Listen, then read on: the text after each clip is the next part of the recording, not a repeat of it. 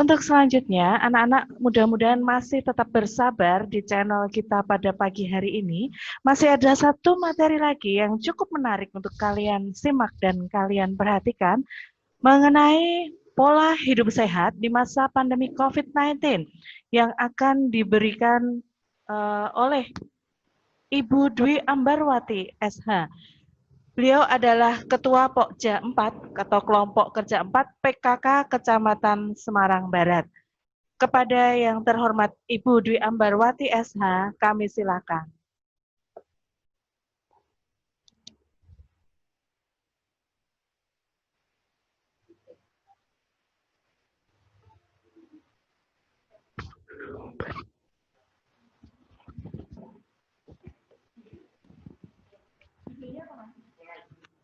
Pola hidup.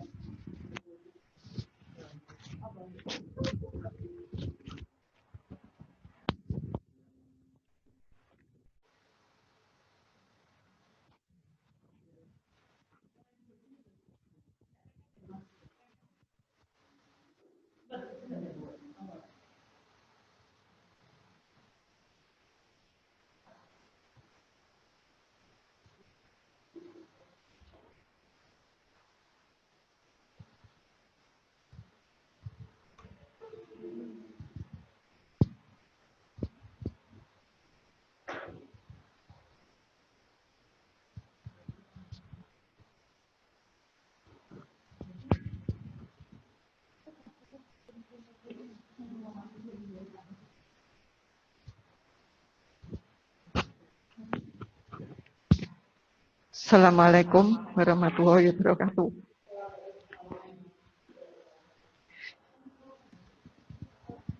Bapak, Ibu guru, serta anak-anak sekalian yang saya hormati,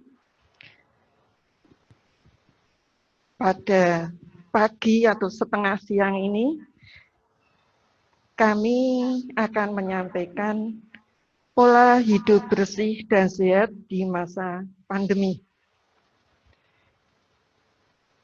Mungkin tadi sudah banyak yang disampaikan dari Ibu Dokter Kepala Puskesmas Lebdosari. Ini saya juga mungkin hampir sama, cuman karena saya pola hidup kalau Bu Dokter agak beda. Anak-anak sekalian, berbagai upaya telah dilakukan untuk mengurangi resiko penyebaran virus COVID-19. Salah satunya adalah pembatasan sosial berskala besar. Ini tidak semua pakai PSBB, kalau di Kota Semarang dengan kita PKM, pembatasan kegiatan masyarakat.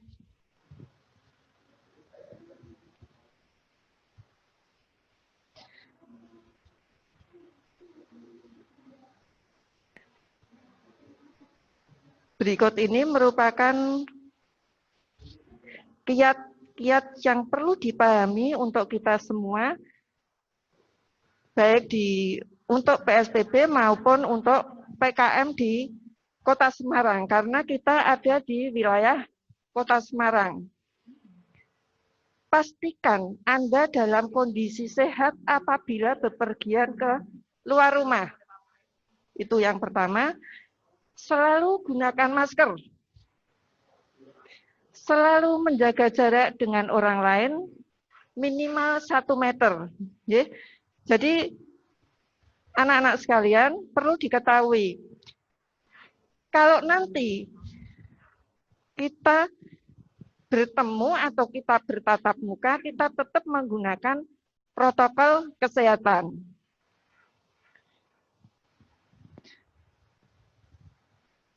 Saat memasuki tempat umum pun kita memakai protokol kesehatan dengan apa? Mencuci tangan terlebih dahulu selama 20 detik paling tidak dengan air yang mengalir dan pakai sabun. Kalau dulu saya pernah di sini atau tadi Bu Dokter pernah tadi menyampaikan, saya masih sudah mendengarkan di sini dengan PHBS ya. Saya dulu pernah ngisi juga di SMP 1 masalah PHBS. Itu saya sampaikan apa itu PHBS. Kalau sekarang kita tidak harus dengan ber-PHBS, kita harus selalu dengan cuci tangan. Itu hukumnya wajib sekarang ya. Anak-anak, setiap kita masuk dalam satu ruangan, sebelum kita masuk kita harus cuci tangan terlebih dahulu. Kita sampai di rumah pun demikian, kita harus cuci tangan sebelum kita bertemu dengan keluarga yang lain.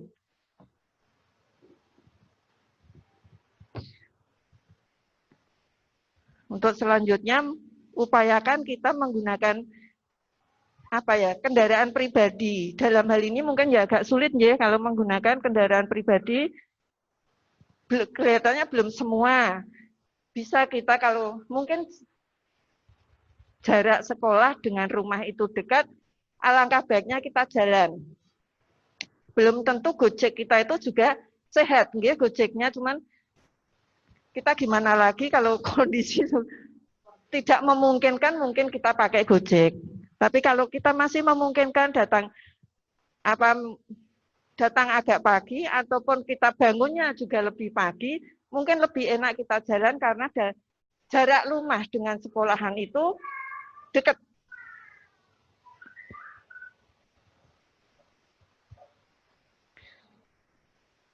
Selanjutnya, upayakan membayar secara non tunai. Ini pun juga belum semua ya pakai itu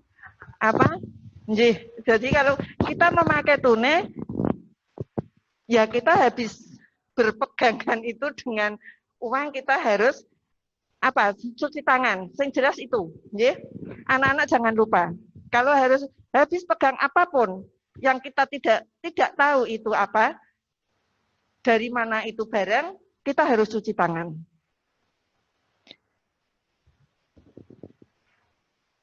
Untuk membuka pintu atau membuka kalau kita ada di mall, ya, pakailah siku. Siku nggih, jegreknya itu pakai siku. Jangan pakai tangan. Ya kalau di situ pas ada itu tempat cuci atau kita bawa hand sanitizer. Memang seharusnya kita harus pakai hand sanitizer. Jadi kita sewaktu-waktu kita bisa kalau tidak ada tempat cuci tangan, kita bisa pakai itu disemprotkan, tidak masalah.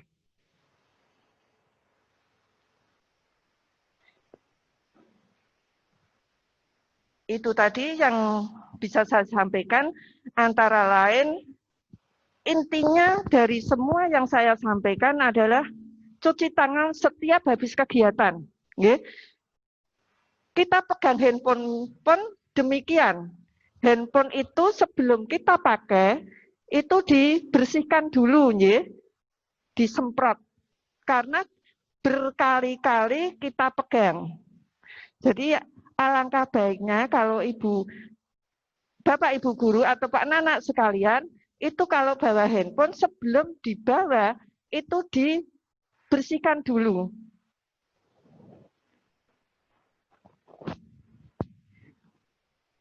Next, Bu.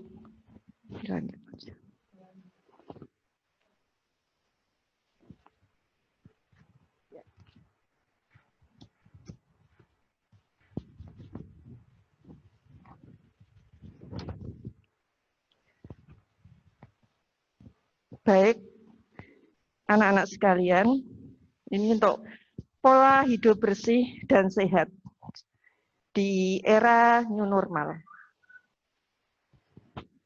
Pola hidup sehat dan bersih sebenarnya sudah dihimbau sejak lama, namun kebiasaan ini baru benar-benar diterapkan sejak pandemi COVID-19 terjadi. Berikut ini pola hidup sehat yang perlu anak-anak sekalian ketahui. Yang pertama adalah perbanyak asupan makanan bergizi. Dengan menerapkan pola makan sehat dan penuh nutrisi, kualitas kesehatan dan daya tahan tubuh sudah pasti ikut meningkat. Salah satu makanan yang baik untuk daya tahan tubuh adalah makanan yang kaya akan vitamin C dan vitamin B.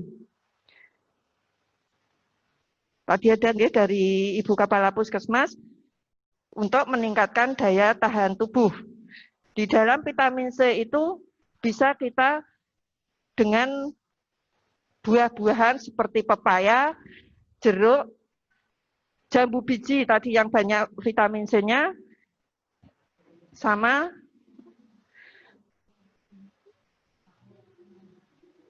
mangga, itu banyak vitamin C-nya.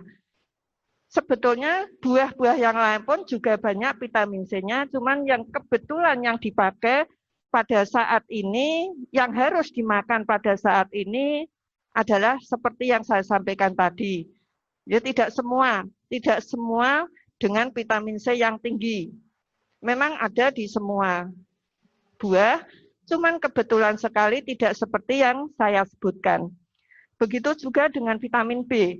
Dengan vitamin B itu kita cukup makan seperti dengan daging merah di sini ya, daging merah, sayur-sayuran, terus dengan telur. Kalau tidak ada yang lain, cukup dalam satu hari gitu.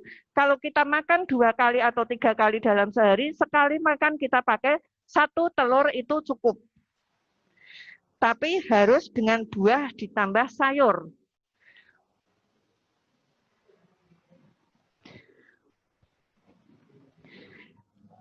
Untuk kebutuhan air putih, kita dalam sehari paling tidak 8 gelas yang kita masukkan dalam tubuh kita untuk menghindari dehidrasi dan meningkatkan kesehatan tubuh. Jadi kalau kita tidak beraktivitas mungkin tidak bahasanya ya? Ngelak ya, Nak ya. Itu tapi enggak, kita tidak boleh seperti itu. Jangan sampai kita minum nunggu kita haus dulu. Kita harus minum walaupun tidak haus. Nanti kalau kita menunggu kita haus baru minum, itu akan terjadi ini tadi COVID itu karena kita ini tenggorokannya jadi kayak ada ringnya, cengkring-cengkring gitu. Ini saya di sini tidak bisa menjelaskan banyak, saya bukan kepala puskesmas. Kalau ini yang menjelaskan tadi kepala puskesmas, itu rasanya cengkring-cengkring. Saya belajar dengan beliau, Ibu Umi. Untuk olahraga, kalau tadi olahraga itu boleh, tapi tidak boleh bergerombol. Olahraga pun bisa dilaksanakan dalam keseharian kita sebelum kita beraktivitas, itu bisa jogging di rumah. Dengan catatan, kita ya bangunnya agak pagi, karena sekolah itu dimulai kan jam 7. Jadi sebelum kita beraktivitas, karena anak-anak adalah seorang pelajar, tugasnya belajar, jadi sebelum kita berangkat ke sekolah, jogging di lingkungan rumah. Atau bersepeda di lingkungan rumah kita, minimal 20 menit. Jangan kita Minggu karena kita libur atau Sabtu kita libur, kita bersepedaan muter-muter tapi dengan bergerombol. Itu tidak boleh. Masker jangan lupa juga. Tidak boleh bergerombol, masker harus dipakai setiap kita keluar dari rumah. Olahraga tetap dilaksanakan. Dalam keseharian kita tetap harus berolahraga. Next, Mas.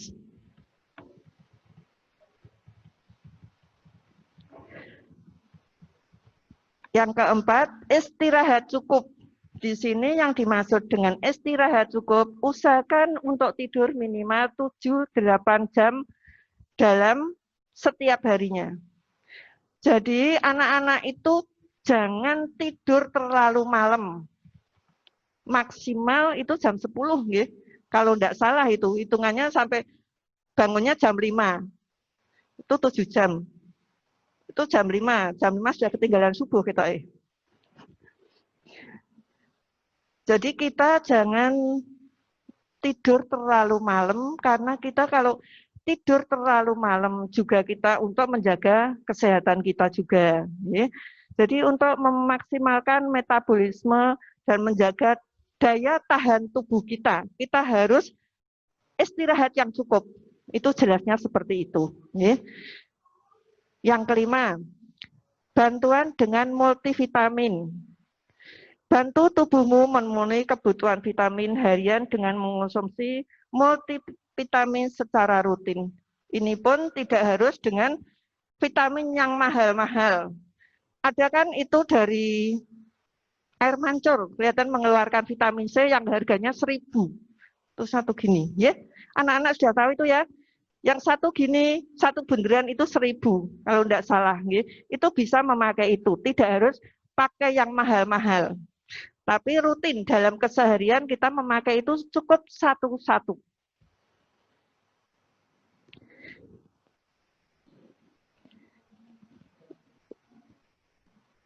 Untuk yang keenam ini, gunakan masker ketika pergi keluar rumah.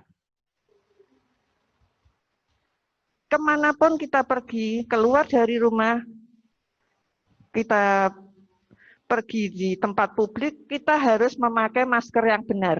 Ya. Maskernya sampai di bawah hidung, di bawah dagu. Jadi tidak boleh ada celah-celah untuk masuknya virus itu ke tubuh kita. Paham ya anak-anak ya?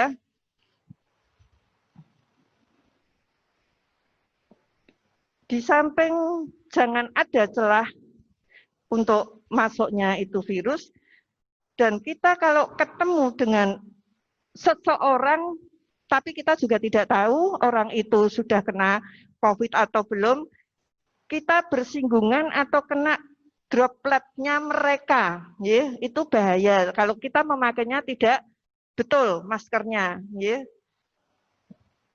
Droplet itu anak-anak tahu enggak itu? Apa coba?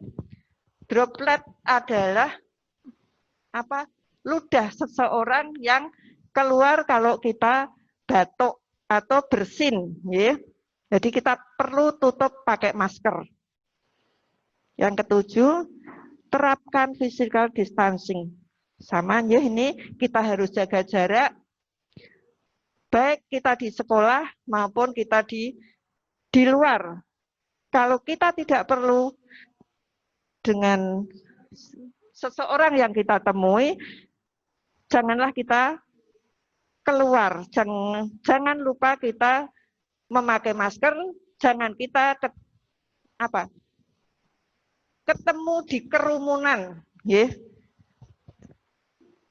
Kita kan tidak boleh kalau bergerombol. Jadi jangan sampai anak-anak nanti masih main berkerumun dengan teman-temannya. Untuk yang ke-8 ini, cuci tangan secara rutin. Selalu cuci tangan dengan sabun dan air, terutama setelah menyentuh benda yang ada di ruang publik. Jika tidak ada wastafel atau toilet, gunakanlah hand sanitizer untuk membersihkan tangan. Seperti tadi sudah saya sampaikan, kita harus selalu rutin cuci tangan. Di mana kita berada, dengan siapa kita bertemu, kita memegang apa, kita harus cuci tangan. Ya.